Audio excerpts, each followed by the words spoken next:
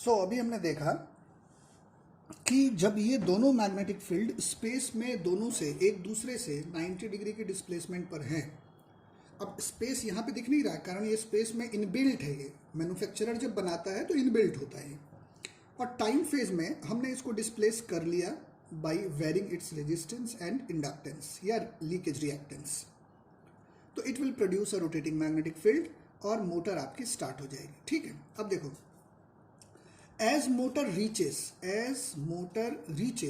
50 to 60% of its rated speed, अगर motor 50 से 60% of its rated speed पे पहुंचेगा, ये जो सेंट्रीफ्यूगल स्विच है ये ओपन हो जाता है, खुल जाता है। सेंट्रीफ्यूगल स्विच किस पे डिपेंड कर रहा है कि जब स्पीड आपकी बढ़ेगी तो स्पीड एक लेवल पे जाने के बाद वहां पे फोर्स इतना ज्यादा होगा कि इस स्विच को ओपन कर देगा। ठीक है, so as motor reaches 50 to 60% of its rated speed, अगर ये अपने 50 से 60% ऑफ रेटेड स्पीड पे पहुंचेगा तो ये जो सेंट्रीफ्यूगल स्विच है, सेंट्रीफ्यूगल स्विच बिकम्स ओपन, ये ओपन हो जाएगा। ठीक है, और ये ओपन होगा तो अब क्या हो जाएगा, जो ऑक्सिलरी वाइंडिंग है it is disconnected from the supply, ये अपने आप डिस्कनेक्ट हो जाएगी और motor will run with the only main winding. और रनिंग कंडीशन में सिर्फ मेन वाइंडिंग की मदद से मोटर हमारी रन करती रहेगी। बात समझ में आ गई? हमें स्टार्टिंग में किसी भी एक डायरेक्शन में टॉर्क प्रोड्यूस नहीं हो रही थी, उसको हमने प्रोड्यूस करा दिया। और जब मोटर स्पीड अप हो गई, 50 से 60% ऑफ इट्स रेटेड स्पीड पे पहुंच गई, तो सेंट्रीफ्यूगल स्विच ओपन हो जाता है और जो आपकी मेन ऑक्सिलरी वाइंडिंग है it is disconnected from the supply and motor is running with the help of main winding only. ठीक है, तो मेन वाइंडिंग के मदद से ही मोटर हमारी सिर्फ रन करती है। तो अब देखो, अगर हम इसकी कैरेक्टरिस्टिक प्लॉट करें तो कैरेक्टरिस्टिक कैसी हो जाएगी? अगर मेन वाइंडिंग के वजह से ही सिर्फ मोटर हमारी चलती तो ये कुछ यूं होती। स्लिप टॉर्क इसकी कैरेक्टरिस्टिक यहां से यहां आती तो जरूर, लेकिन कोई भी जो है टॉर्क प्रोड्यूस नहीं होता।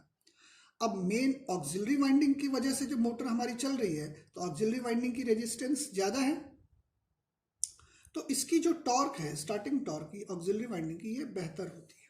ठीक है, तो अब अगर हम रनिंग कंडीशन में देखें, ये हो गई मेन वाइंडिंग, ये ऐसे गलत से बन गया है, sorry for this. So this is main winding की वजह से and this is auxiliary winding. ये हमारी टॉर्क है, दिस इज स्लिप, यहाँ पे 1 यहाँ पे 0। अब अगर इस दोनों को हम कंबाइन कर दें तो ये स्लिप टॉर्क कैरेक्टरिस्टिक कैसी हो जाएगी, ये आप देखिए,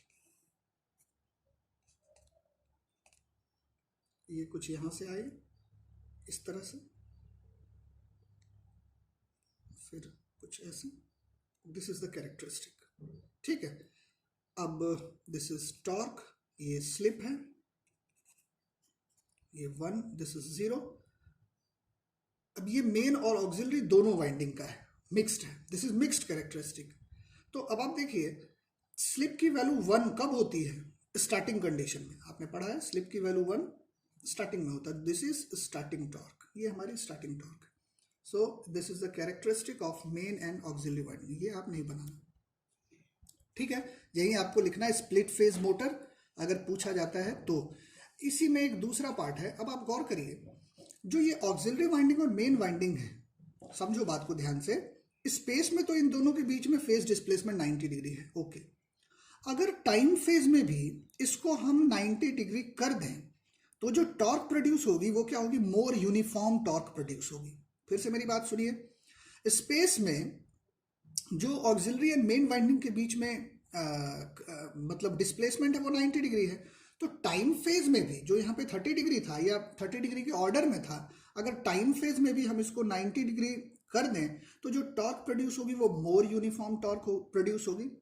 अच्छा, अब यूनिफॉर्म टॉर्क प्रोड्यूस होने का फायदा क्या है?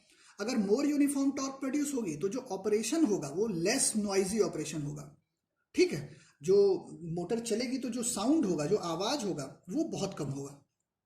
तो इसके लिए हम क्या करते हैं, जो नेक्स्ट मेथड है उसका हम इस्तेमाल करते हैं और उसको हम कहते हैं capacitor start motor, capacitor start motor या कैपेसिटर स्टार्ट इंडक्शन मोटर, ये सेकेंड है।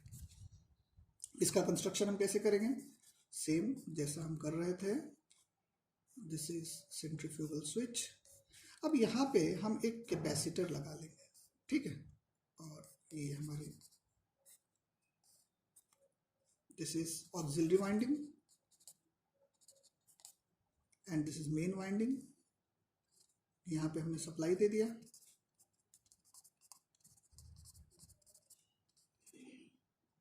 ये आपकी मेन वाइंडिंग है। ये this is squirrel cage rotor, हमने ये केज रोटर बना लिया। ये कैपेसिटर है और ये आपकी सेंट्रीफ्यूगल स्विच है, जैसा था वैसा ही। अब आपने क्या देखा था, बाकी चीजें तो आप ऑलरेडी समझ चुके हैं। अब हम आते हैं सिंपल जो फेजर डायग्राम है, ये आपकी वोल्टेज है। अब जो ऑक्सिलरी वाइंडिंग करंट थी, ध्यान से समझो, आप ऑक्सिलरी वाइंडिंग करंट कुछ यहां थी, देखिए आप, ऑक्सिलरी वाइंडिंग करंट कुछ यहाँ है। अब जब आपने इसमें कैपेसिटर लगा दिया है, ठीक है, तो कैपेसिटर लगाने से रेजिस्टेंस तो पहले से है और कैपेसिटर भी आपने लगा दिया, तो कैपेसिटर किस पावर फैक्टर पर ऑपरेट करता है, लीडिंग पावर फैक्टर पर, लीडिंग पावर फैक्टर पर। तो ये क्या होगा, ये इससे लीड कर जाएगी, ठीक है। तो जो ऑक्सिलरी वाइंडिंग करंट है वो कुछ इधर आ जाएगी, आई ए, ये लीड कर जाएगी। अब आप पूछोगे इससे 90 डिग्री पे क्यों नहीं आया, कारण इसमें रेजिस्टेंस भी है, रेजिस्टिव प्लस कैपेसिटिव सर्किट है, इंडक्टेंस भी है लेकिन उसकी वैल्यू कम है।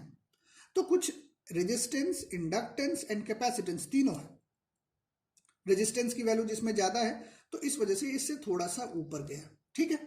अब जो हमारी मेन वाइंडिंग करंट होगी वो कहाँ थी, कुछ इस तरह से थी हमारी main winding current I am, और इन दोनों का जो रिजल्टेंट था वो कहाँ आएगी, दिस इज आई।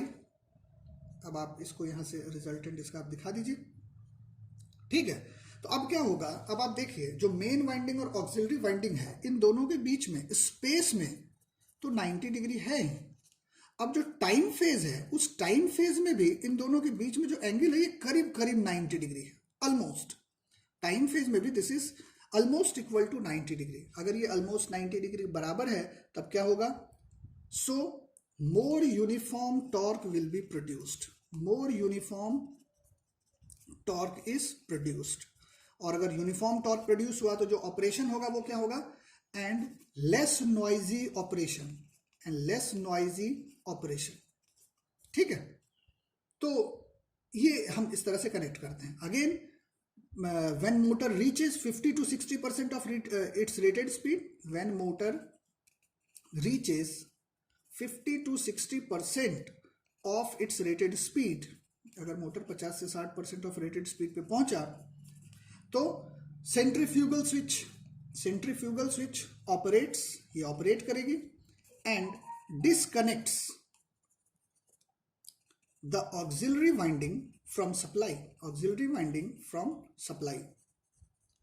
फिर ये जो है सप्लाई से डिस्कनेक्ट हो जाएगी और मेन वाइंडिंग सिर्फ ओनली वाइंडिंग रहेगी और इसी की मदद से मोटर हमारी चलेगी, ठीक है। अब इसकी भी कैरेक्टरिस्टिक कुछ ऐसी ही होगी जो हमने पीछे ड्रॉ किया है। अब क्या होता है कई बार कि आप जैसे आप इस मोटर को आप देख सकते हैं, जो खेत में आप मोटर इस्तेमाल करते हैं वो भी कैपेसिटर स्टार्ट, अगर सिंगल फेज है तो कैपेसिटर स्टार्ट इंडक्शन मोटर होता है। कई बार क्या होता है कि ये जो सेंट्रीफ्यूगल स्विच है तो गंदगी इसमें जमा हो जाती है, due to some dirt this switch is blocked. तो ये स्विच हमारी ब्लॉक हो जाती है। इस स्विच के ब्लॉक होने के कारण क्या होता है कि जब मोटर 50 से 60%, 70% स्पीड पे पहुंचती है तो हमारी ऑक्सिलरी वाइंडिंग डिस्कनेक्ट होनी चाहिए, लेकिन ये डिस्कनेक्ट नहीं कर पाता है, तो इट में damage the construction of machine, तो ये मशीन के कंस्ट्रक्शन को डैमेज कर सकता है। तो अब उसकी जगह पे हम क्या करते हैं, capacitor start and capacitor run, capacitor start and capacitor run induction motor, तो उसका भी इस्तेमाल करना है। अब देखो ये आपको उतना डिटेल पढ़ना नहीं है, बेसिक आइडिया था तो हमने ये दो मोटर पढ़ा। तो एक हमने पढ़ा स्प्लिट फेज इंडक्शन मोटर, उसको रेजिस्टेंस स्टार्ट इंडक्शन मोटर भी कहते हैं। दूसरा हमने पढ़ा capacitor start induction motor. Capacitor start induction motor की जो खामी होती है यही होता है कि कई बार ड्यू टू सम डर्ट, गंदगी जमा होने के कारण जो सेंट्रीफ्यूगल स्विच है, खेत में आप मोटर इस्तेमाल कर रहे हैं तो मिट्टी उसमें जम जाएगी, तो सेंट्रीफ्यूगल स्विच ऑपरेट नहीं कर पाता है। इसके वजह से हमारी जो ऑक्सिलरी वाइंडिंग है it is not disconnected from the supply which में damage the construction of machine.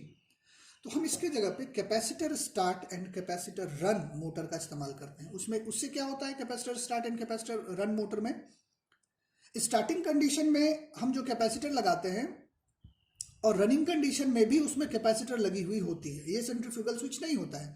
एक पैरेलल में इसके और कैपेसिटर होती है, ठीक है। अब दोनों कैपेसिटर की वैल्यू को एडजस्ट करके अगर आप कैपेसिटर को पैरेलल में लगाएंगे तो उसकी वैल्यू जो इक्विवेलेंट कैपेसिटेंस है उसकी वैल्यू C1 + C2 हो जाएगी।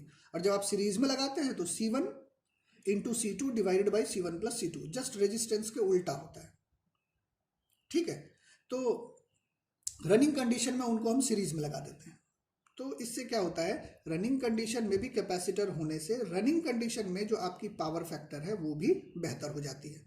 ये मोटे तौर पे हमने देखा। फॉर एग्जांपल इसका एप्लीकेशन, जैसे घर में आप पंखा देखते हैं तो पंखे में आप देखते हैं कि एक कंडेंसर लगा होता है। जैसे जैसे कंडेंसर आपका पुराना होता है तो पंखे की स्पीड कम हो जाती है, मतलब टॉर्क उसमें कम हो जाएगा, टॉर्क प्रोडक्शन कम हो जाएगा, तो पंखा धीरे धीरे आपका स्लो चलने लगेगा। कई बार ऐसा होता है कि वो कंडेंसर खराब हो गया तो पंखा आपका चलता ही नहीं है, बहुत स्लो चलता है। तो आप मैकेनिक को बुलाते हैं, ही टेल्स यू कि आप कंडेंसर ले आओ, वो कंडेंसर को चेंज करता है और पंखा फिर आपका चलना शुरू हो जाता है। So this is capacitor start induction motor. इसकी जो खामी है उसको capacitor start and capacitor run induction motor के माध्यम से हम दूर करते हैं।